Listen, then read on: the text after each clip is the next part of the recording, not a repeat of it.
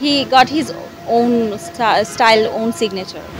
আরশ খানের সাথে কাজের অভিজ্ঞতা খুবই খুবই ভালো। ডেডিকেটেড একজন আর্টিস্ট। ক্লোজ যদি তার মন মতো না হয়, সে আবার দেয়। কো আর্টিস্টকে একেবারেই প্যারা দেয় না। কো আর্টিস্টকে খুবই সাপোর্ট করে। অসম্ভব গরম, এই গরমের মধ্যে আমরা যেভাবে কাজ করছি, আমরা আমাদের ফুল এফোর্টটা দিয়ে যাচ্ছি। সো ওর একটা না, আমার মনে হয় যে ওর ওর স্টাইল আলাদা। He got his own style, own signature. মানে ওরকম না যে বান্না ভাই যেমন প্যাটার্ন ওরও প্যাটার্ন। আমি দেখি নাই, হ্যাঁ, আমার মনে হয় নাই, বাট আমার মনে হচ্ছিল যে হয়তো বা বান্না ভাইয়ের প্যাটার্ন হবে। আমার মনে ওর ওর একদম আলাদা identity. So it's a very good thing.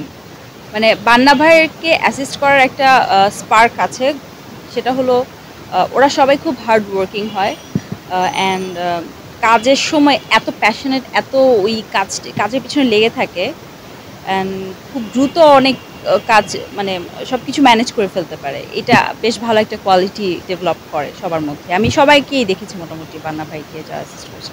তো জার্সনের মধ্যে এই ব্যাপারটা খুব ভালোভাবে আছে এবং ডেফিনেটলি এটা তো ডেফিনেটলি ওনাকে ক্রেডিট দেওয়া উচিত, বান্না ভাইকে ক্রেডিট দেওয়া উচিত।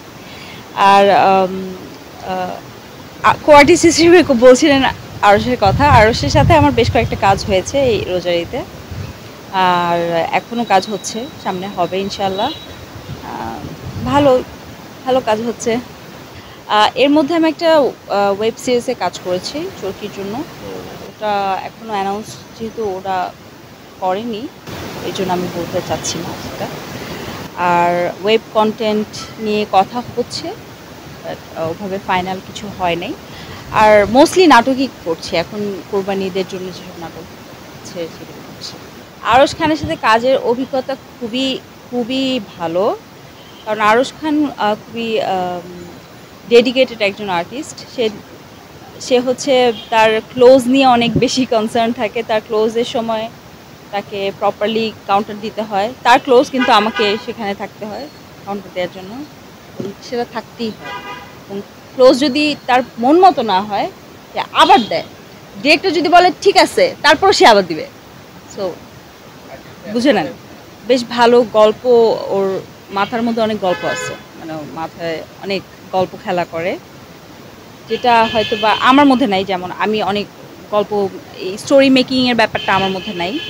সো ওর কাছে অনেক বেশ ভালো ভালো গল্প আছে, যেগুলো নিয়ে হয়তো আমরা সামনে কাজ করতে পারি বা আমরা কাজ করেছি এর মধ্যে ওর গল্পে। আর আরেকটা ভালো গুণ হচ্ছে ও as a person is a very flexible person. মানে পুরো টিমের সাথে খুব ভালোভাবে আন্তরিকতার সাথে কাজ করে, খুবই আন্তরিক।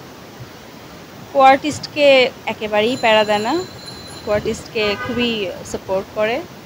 সেটা হচ্ছে যে ওই যে ডিরেক্টর যদি বলে যে শট ঠিক আছে, তাহলে স্টাবর্ন না হয়ে ওই শটটা ওকে হিসেবে ওকে ধরে নেওয়া উচিত।